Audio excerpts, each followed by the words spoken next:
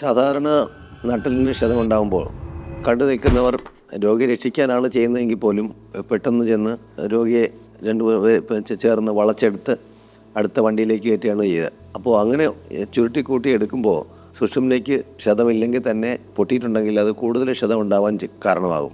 അങ്ങനെയുള്ള അവസരങ്ങളിൽ നട്ടെല്ല് സാധാരണ ആക്സിഡൻറ്റ് വന്നവർക്കെല്ലാം നട്ടെല്ലിന് ക്ഷതം ഉണ്ടെന്ന് വേണം അനുമാനിക്കാൻ.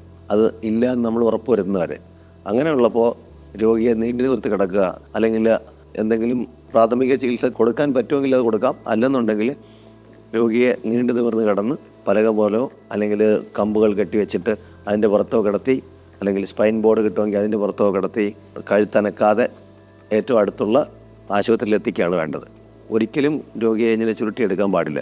അനക്കാതെ അടുത്ത ആ പൊസിഷനിൽ തന്നെ എത്തി വേണ്ടത്ര പരിശോധന നടത്തി ഇഞ്ചുറി എന്താണെന്ന് കണ്ടെത്തിയ ശേഷം അതിനുള്ള ചികിത്സ ചെയ്താൽ റിക്കവറിക്കുള്ള ചാൻസ് വളരെ കൂടുതലാണ്.